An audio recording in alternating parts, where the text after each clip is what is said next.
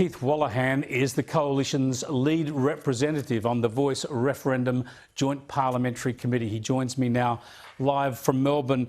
Keith, thanks for joining us. Tell us what you think will happen if the Coalition is successful and this referendum is defeated. Well, thank you for having me, Chris. I must admit that was some introduction. I'm going to take issue with a few things you said. The only thing that matters on the night of the referendum or the next day is that we can all agree that the Australian people got it right. That's what happens in a democracy. And in order for that to happen, we have to look back and say that Australians were fully informed. And that means people like me and people like Peter Dutton asked proper questions, and those questions should be answered. And that's what we're trying to do.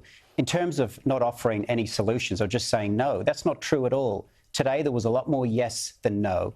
It may be boring to some people to hear it again, but for this Parliament and this Coalition to say that it's bipartisan support for recognition in the Constitution, that, to my mind, is a significant thing. Well, as I pointed out, that's been consistent from the Coalition for 2 decades. That's nothing new. And the whole point is this is the only recognition that's on offer. This is the recognition that Indigenous Australians have come to a consensus on, and you're rejecting it. I want to go back to this question about the outcome of the referendum. If this is defeated, what do you think the next steps would be after that referendum night?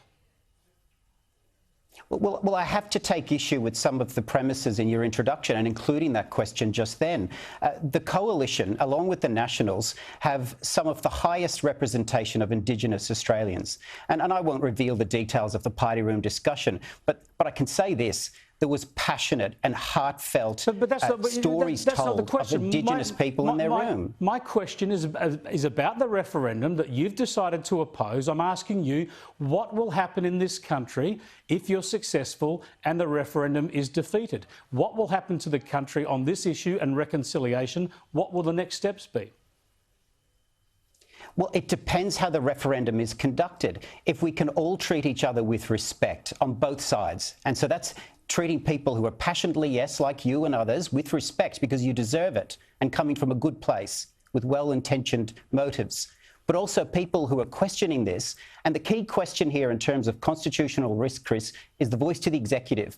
I'm sure that if we were presented a model that wasn't the voice to the executive, there would have been a different outcome today. And that's on the government. The government is the body that is putting this wording together and putting this question to the Australian people. Well, you're on the Joint Parliamentary Committee. You're the lead Coalition member there. If you can go through that committee and get the words executive government taken out of the clause, would you then offer bipartisan support for the referendum? Well, we'll see if that happens. Because the indications from the Prime Minister and the government is that there isn't an open mind and an open heart to this. And can I give a comparison? But you've ruled that out yourself. You've ruled it out. You've said you're going no now. You've actually ruled that out before you've started that committee process.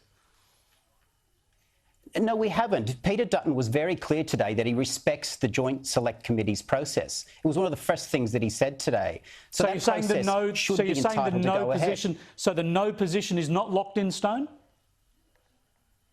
No, I'm not saying that. The party had a position today, but if the facts change, of course everyone changes their mind. But our position is the same that the Labor Party's in. They have proposed a model, but also this process will go ahead.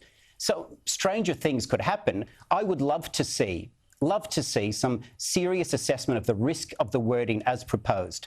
And if that could be walked back, of course, any reasonable person would look at that.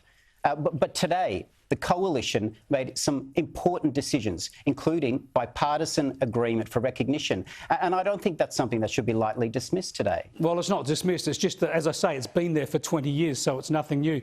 Thanks for joining us, Keith Wolahan. I appreciate it. We'll keep in touch with your work on that committee. I want to